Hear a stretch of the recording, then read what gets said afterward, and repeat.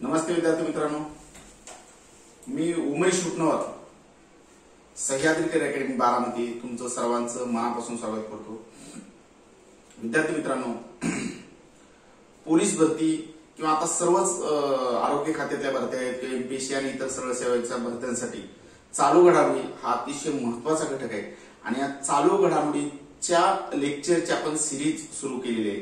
ही चालू घडामोडीची लेक्चर, कारण चालू घडामोडी हा घटक कोणत्याही स्पर्धा परीक्षेला अतिशय महत्त्वाचा असतो आणि चालू घडामोडी नक्की काय विद्यार्थ्यांना अभ्यासला पाहिजे, कोणकोणते घटक उपघटक चालू घडामोडीत समाविष्ट होतात। चालू घडामोडीमध्ये प्रत्येक परीक्षेची काठिण्य पातळी खूप वेगळी असते। समजा तुम्ही राज्यसेवेची किंवा यूपीएससीची तयारी करत असाल तर त्याचं चालू घडामोडी वेगळ्या काठिण्य पातळीचं असतं, वेगवेगळ्या घटनांचा त्यात समावेश होतो। पण जर सरळ सेवा किंवा स्पेशली आपण पोलीस भरती किंवा आता आरोग्य खात्यातल्या भरती यांच्या चालू घडामोडीसाठी एक वेगळ्या साधारणतः काठिण्य पातळी असते। खूप साधा सरळ प्रश्न विचारले जातात, तुम्हाला नक्की काय अपेक्षित असते या परीक्षांसाठी आणि कोणती चालू घडामोडी कशा महत्त्वाच्या आहेत त्याच्यावरती आपण चर्चा करणार आहे। चालू घडामोडीचा अभ्यास करताना सगळ्यात पहिल्यांदा समजून घ्या की आपण घटनांचं रोज वर्तमानपत्र वाचत असताना आपण घटनांचं एक विश्लेषण करतो। तुम्ही जर वही बनवली असेल तर वहीमध्ये अशी रचना करा की घटनांची वर्गवारी करता आली पाहिजे। जर एकत्र घटना घेतल्या तर त्याच्या तुमच्या त्या लक्षात राहणार नाहीत आणि खूप गोंधळ होऊन जाईल। तर घटनांची क्रमवारी पाडताना सगळ्यात महत्त्वाचं राष्ट्रीय, आंतरराष्ट्रीय किंवा राज्य स्तरावरच्या महत्त्वाच्या जी घटना आहेत त्या घटनांसाठी तुमचा कॉलम असला पाहिजे। त्याच्यावरच्या घटना आपण आता पाहणार आहोत सविस्तर। त्यानंतर वेगवेगळी संमेलन आणि परिषदा होतात, वेगवेगळी संमेलन, साहित्य संमेलन असेल, नाट्य संमेलन असेल किंवा इतर वेगवेगळ्या ज्या संघटना, राष्ट्रीय आंतरराष्ट्रीय संघटना आहेत त्यांच्या जे संमेलन होतात ती संमेलन कुठं झालं, त्याचा अध्यक्ष कोण होतं, कधी झालं, ह्याच्यावरती सुद्धा हमखास प्रश्न विचारले जातात। त्या वर्षी किंवा एखाद्या संमेलनाचं वेगळं वैशिष्ट्य असेल तेही आपल्याला पाहायचं ह्या निमित्ताने। त्याचबरोबर पुरस्कार हा एक खूप महत्त्वाचा घटक आहे। पुरस्कारामध्ये आपण पुन्हा 3 टप्पे पाडूया: राज्य पुरस्कार, राष्ट्रीय पुरस्कार, आंतरराष्ट्रीय पुरस्कार। हे पुरस्कार कोणत्या वर्षी कोणती संस्था देते, कुणाला मिळाले या संदर्भातला आपण तक्त्या स्वरूपात तुमच्या संग मी संवाद साधणार आहे। सर्व पुरस्कार, मग ते क्रीडा क्षेत्रातले पुरस्कार असतील, चित्रपट क्षेत्रातले पुरस्कार असतील, वेगवेगळ्या प्रतिष्ठित प्रतिष्ठानने दिलेले पुरस्कार असतील, गदिमासारखं प्रतिष्ठान, यशवंतराव चव्हाण सारखं प्रतिष्ठान, अशा विविध प्रतिष्ठानने दिलेले पुरस्कार सुद्धा परीक्षेला विचारले जातात। राज्य सरकारने दिलेलं, केंद्र सरकारने दिलेलं आणि आंतरराष्ट्रीय स्तरावरचे पुरस्कार हे परीक्षेचा भाग आहे। त्यात कोणकोणते पुरस्कार येतात, काय असतात त्यावर सुद्धा आपण सविस्तर चर्चा करणार आहे। त्याचबरोबर सगळ्यात महत्त्वाचा एक दुसरा कॉलम म्हणजे क्रीडा घडामोडीवरती हमखास प्रश्न विचारले जातात। क्रीडा घडामोडीचा एक मला असं वाटतं की 3 टप्पे पाडला तर खूप छान होईल। क्रीडा घडामोडीवर विविध ज्या क्रीडा स्पर्धा घेतल्या जातात त्या क्रीडा स्पर्धा त्याचं विजेते कोण आहे ह्याचा एक तुमच्याकडे तक्ता किंवा यासाठी काय पेजेस तुम्ही सोडले पाहिजे चालू घडामोडी लिहिताना। त्यामध्ये मग वेगवेगळे क्रीडा प्रकार केले पाहिजे। क्रिकेट मध्ये वेगवेगळे चषक कोणते आहेत आणि कोण विजेता आहे, किंवा मग हॉकी असेल, टेबल टेनिस असेल, टेनिस असेल, फुटबॉल असेल, या प्रत्येक खेळाचं कोणकोणते चषक झाले आणि कोण विजेता ठरलं, स्पर्धा कधी झाल्या, त्या स्पर्धेचं वैशिष्ट्य काय, याशिवाय इतर स्पर्धा ज्या असतात मग ते क्रीडा ऑलिम्पिक सारख्या क्रीडा स्पर्धा असतील किंवा राष्ट्रीय क्रीडा स्पर्धा असतील, खेलो इंडिया सारख्या क्रीडा स्पर्धा असतील, त्याच्यावर सुद्धा आपल्याला त्या निमित्ताने तिथं स्पर्धक आणि विजेते कोण आहे, त्या अनुषंगाने वेगवेगळे खेळाडू आणि कुठल्या खेळाशी संबंधित आहे असेही प्रश्न विचारले जातात, किंवा एखादा प्रसिद्ध खेळाडू कोणत्या राज्यातील आहे असे हमखास प्रश्न सरळ सेवा आणि खास करून पोलीस भरतीला प्रश्न विचारले जातात। तेही आपण पाहणं महत्वाचं आहे।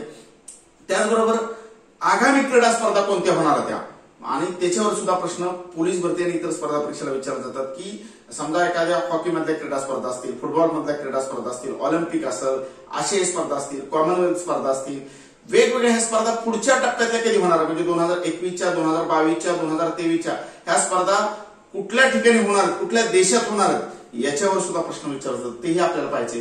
याशिवाय क्रीडा घडामोडी, इतर संकीर्ण घडामोडी असतात क्रीडा क्षेत्रातल्या, म्हणजे वेगवेगळ्या, समजा आता महेंद्रसिंग धोनीने निवृत्ती स्वीकारली तर त्या धोनी बद्दलचं प्रश्न परीक्षेला विचारले जातात। मग ते खेळाडू, चर्चेत आलेले खेळाडू, निवृत्त झालेले खेळाडू, अशा संदर्भातले काही खेळाडूंचं रेकॉर्ड असतं वेगवेगळं तयार झालेलं, त्या रेकॉर्डवरती सुद्धा प्रश्न विचारतात। तर त्याही संकीर्ण घडामोडी आपल्याला पाहता येणार त्या निमित्ताने। त्याचबरोबर राज्य आणि राष्ट्रीय स्तरावरचं जे उच्च पदस्थ आहेत त्याच्यावरती सुद्धा प्रश्न विचारले जातात। राष्ट्रीय आणि राज्य स्तरावरचं क्रीडा क्षेत्रातलं उच्च पदस्थ, कारण आपण क्रीडा घडामोडी पाहतोय तर राष्ट्रीय किंवा राज्य स्तरावरचं किंवा आंतरराष्ट्रीय स्तरावरचं, मग ऑलिम्पिकचं महाराष्ट्र ऑलिम्पिकचा अध्यक्ष किंवा केंद्रीय किंवा आंतरराष्ट्रीय ऑलिम्पिक संघटनेचा अध्यक्ष, तसंच हॉकी, क्रिकेट असेल, सगळ्या स्पर्धा आहेत नाही त्या स्पर्धेतलं वेगवेगळे जे उच्च पदस्थ आहेत, राज्य स्तरावरचं, राष्ट्रीय स्तरावरचं, आंतरराष्ट्रीय स्तरावरचं सगळे उच्च पदस्थावरती सुद्धा प्रश्न विचारले जातात। त्याचबरोबर विविध अहवाल शासकीय स्तरावरून किंवा मोठमोठ्या प्रतिष्ठित प्रतिष्ठान वेगवेगळे अहवाल प्रकाशित करत असतात, वेगवेगळ्या संस्था दरवर्षी अहवाल प्रकाशित करतात, त्या अहवालावरती सुद्धा प्रश्न विचारले जातात. मग ते भ्रष्टाचाराचा संदर्भातला अहवाल असेल किंवा एखाद्या आनंदी देश कोणता आहे त्याच्यावरचा अहवाल असेल, वेगवेगळ्या संदर्भातला अहवाल असतात. आपण सविस्तर ते सगळे अहवाल पाहणार आहोत, कोणकोणते अहवाल आहेत आणि आंतरराष्ट्रीय स्तरावर ते अहवालामध्ये भारताचं स्थान किती क्रमांकाला आहे त्याच्यावरती प्रश्न विचारले जातात, किंवा सर्वात प्रथम स्थानी कोण आहे आणि सर्वात शेवटच्या स्थानी कोण आहे त्या अहवालात, याच्यावरती सुद्धा हमखास प्रश्न विचारले जातात. तेही आपल्याला त्या अनुषंगाने पाहायचे. त्याचबरोबर सरकारच्या जी योजना आहेत त्या वेगवेगळ्या, तर त्या योजनांच्या वरती सुद्धा प्रश्न विचारले जातात.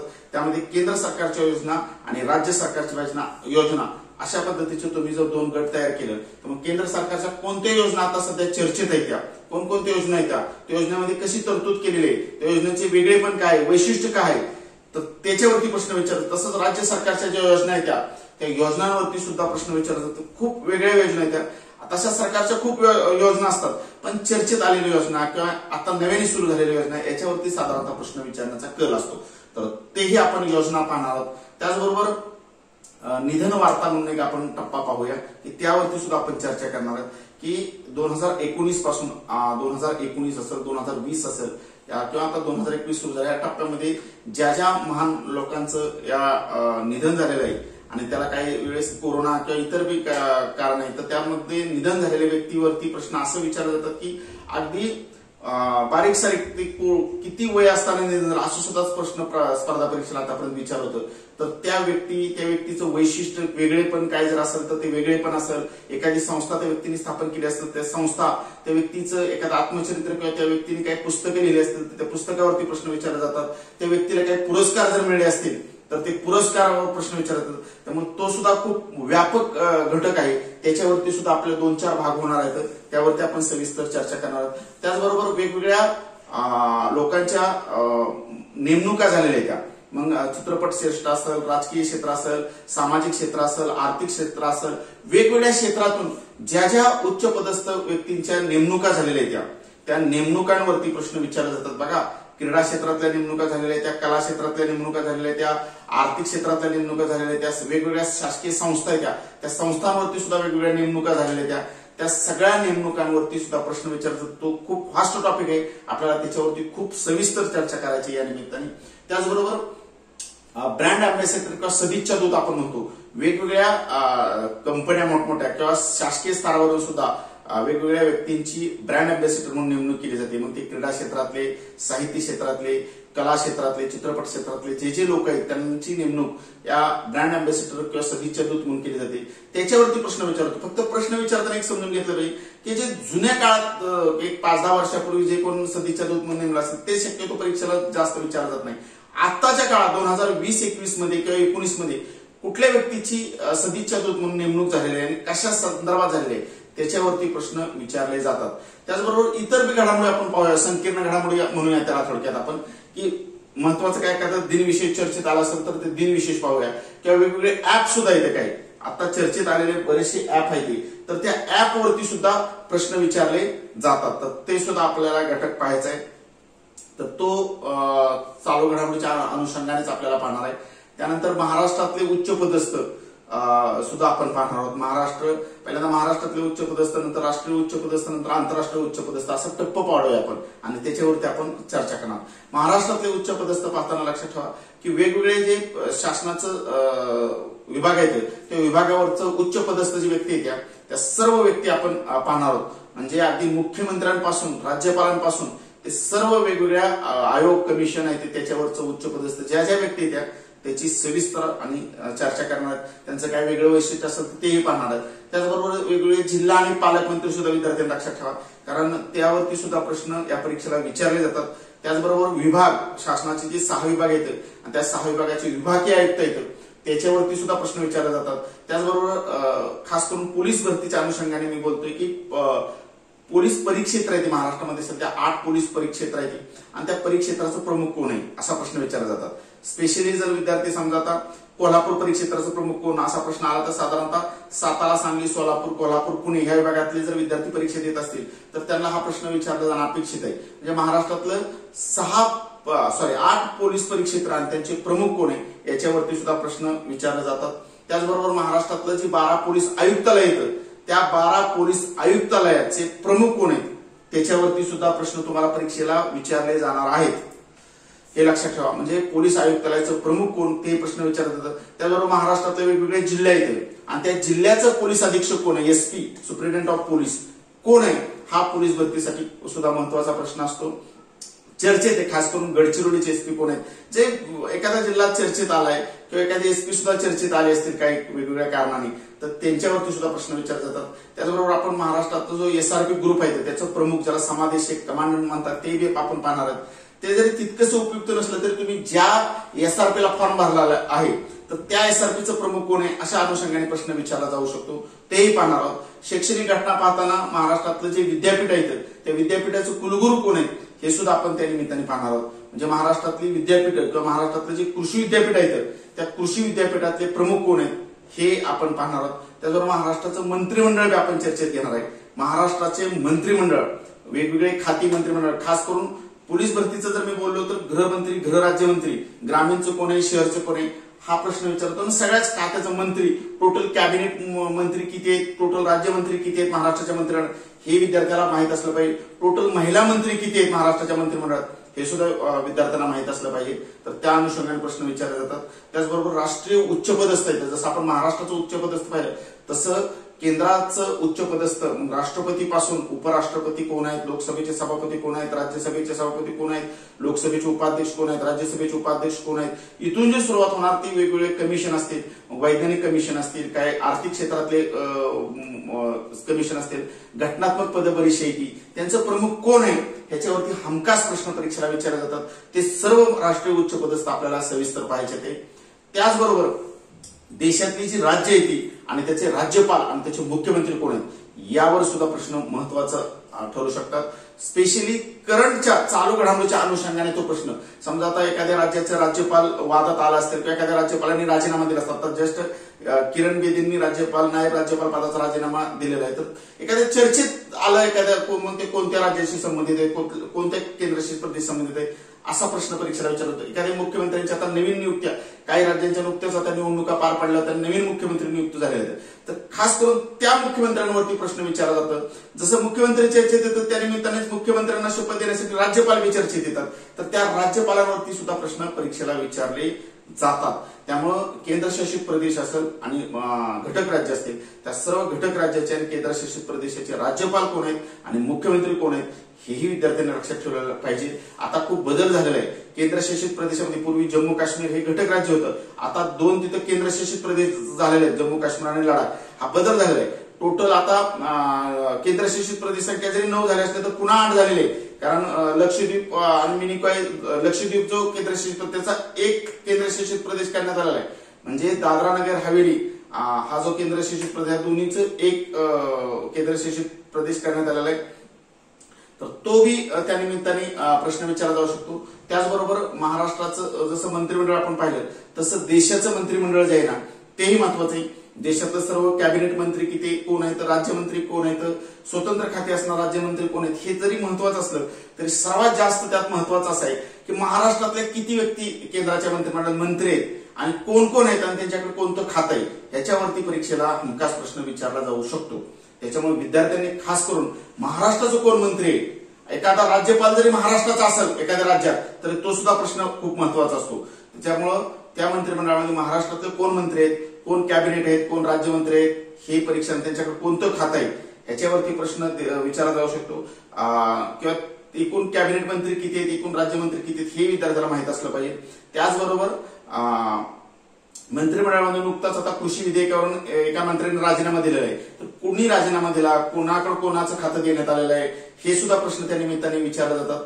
जसं आता महाराष्ट्राचं किंवा भारताचं आपण मंत्रिमंडळ पाहिलं तसं आंतरराष्ट्रीय स्तरावरचं जे उच्च पदस्थ व्यक्ती आहेत त्यांच्यावरती प्रश्न विचारले जातात. मग वेगवेगळ्या क्षेत्रातले उच्च पदस्थ जे आहेत, आर्थिक क्षेत्र असेल किंवा क्रीडा क्षेत्र असेल त्या क्षेत्रातलं उच्च पदस्थ व्यक्तीवरती प्रश्न विचारले जातात. तर तेही मग जागतिक आरोग्य संघटना असेल किंवा युनो सारखी संघटना असेल तर याचं प्रमुख कोण आहे, किंवा आंतरराष्ट्रीय नाणेनिधी असेल, जागतिक बँक असेल, वेगवेगळ्या अशा संस्थांचं प्रमुख कोण आहे तर त्याच्यावरती सुद्धा प्रश्न परीक्षेला विचारले जातात. त्याचबरोबर वेगवेगळे देश येतात आणि ते देश आणि त्यांचं राष्ट्रपती किंवा पंतप्रधान कोण आहेत याच्यावरती सुद्धा परीक्षेला प्रश्न हमखास विचारले जातात. ते देश आणि त्यांचं राष्ट्रपती किंवा त्यांचे पंतप्रधान कोण आहेत याच्यावरती प्रश्नांची तयारी करताना उमेदवारांनी एक गोष्टची काळजी घेतली पाहिजे की खूप अधिकृत असं पाहिलं तर 265 पेक्षा जास्त देश आहेत. त्या सर्व देशांचं जर तुम्ही राष्ट्रपती आणि पंतप्रधान लक्षात ठेवलं तर खूप चुकीचं ठरते. जे राष्ट्रपती किंवा पंतप्रधान भारत भेटीला आलेले होते किंवा भारताचे पंतप्रधान किंवा राष्ट्रपती दुसऱ्या देशामध्ये गेले असतील, 2 देशामध्ये करार झाला असतील तर असं प्रश्न शक्यतो परीक्षेला विचारले जातात किंवा एखादं देशाचं प्रमुख हे भारताच्या 26 जानेवारी किंवा 15 ऑगस्टच्या कार्यक्रमाला उपस्थित असतील किंवा भारताचे पंतप्रधान त्यांच्या देशाच्या जर वेगळ्या समारंभाला उपस्थित असतील तरी सुद्धा त्या देशाच्या राष्ट्राध्यक्ष किंवा पंतप्रधानावरती प्रश्न विचारला जातो. हे उमेदवारांनी सगळ्यात पहिल्यांदा लक्षात ठेवलं पाहिजे. सगळंच वाचण्यात अर्थ नाही. स्पेशली भारताच्या जी लगतचं देश आहेत सार्क संघटनेचा आपण म्हणूया देश म्हणजे पाकिस्तान असेल किंवा बांगलादेश असेल, म्यानमार असेल, श्रीलंका असेल, अफगाणिस्तान असेल, या देशांचं भूतान असेल, नेपाळ असेल, या देशांचं राष्ट्रप्रमुख किंवा पंतप्रधान तुम्हाला माहित असलं पाहिजे. हेही महत्वाचं आहे. त्याचबरोबर ज्या खूप मोठ्या महासत्ता आहेत त्यांचेही राष्ट्रप्रमुख तुम्हाला माहित असलं पाहिजे. जसं अमेरिकेचा असेल किंवा चीन असेल किंवा रशिया असेल, जर्मनी असेल, एक चर्चेत आलेलं इंग्लंड असेल, यांचं राष्ट्रप्रमुख कोण आहेत, पंतप्रधान कोण आहेत याच्यावरती सुद्धा प्रश्न विचारले जातात. तिसरा एक महत्वाचा मुद्दा असा आहे की एखाद्या राष्ट्रप्रमुखाची नुकतीच नियुक्ती झाली असेल किंवा पंतप्रधानाची नुकतीच निवड झाली असेल तर ते सुद्धा पंतप्रधान कुठल्या पक्षाचे होते आणि किती पंतप्रधान होते, कोण आहेत पंतप्रधान किंवा राष्ट्रपती याच्यावर सुद्धा प्रश्न विचारले जातात. आणि चौथी यातली महत्वाचं बाब असे की एखाद्या देशाचा राष्ट्रपती जर भारतवंशी असेल, भारतवंशीय राष्ट्रपती जर असेल त्या देशाचा तर त्यांच्यावरती सुद्धा हमखास प्रश्न विचारला जातो. तर तेही विद्यार्थ्यांना लक्षात ठेवलं पाहिजे. सर्व देशाचे राष्ट्रपती पाठ करण्याची तशी पंतप्रधान पाठ करण्याची आवश्यकता नाही. मी जसं सांगितलं चर्चेत आलेल्या किंवा ह्या सगळ्या गोष्टी हे राष्ट्रपती आणि पंतप्रधान तुम्ही लक्षात ठेवलं पाहिजे. निश्चितपणे तुम्हाला ह्याचा फायदा होईल. त्यामुळे चालू घडामोडीचं तुम्ही तख्त तयार करा, वही बनवा आणि वहीमध्ये त्याचं सेक्शन पडून त्यानुसार घटना सुरू करा तयारीला.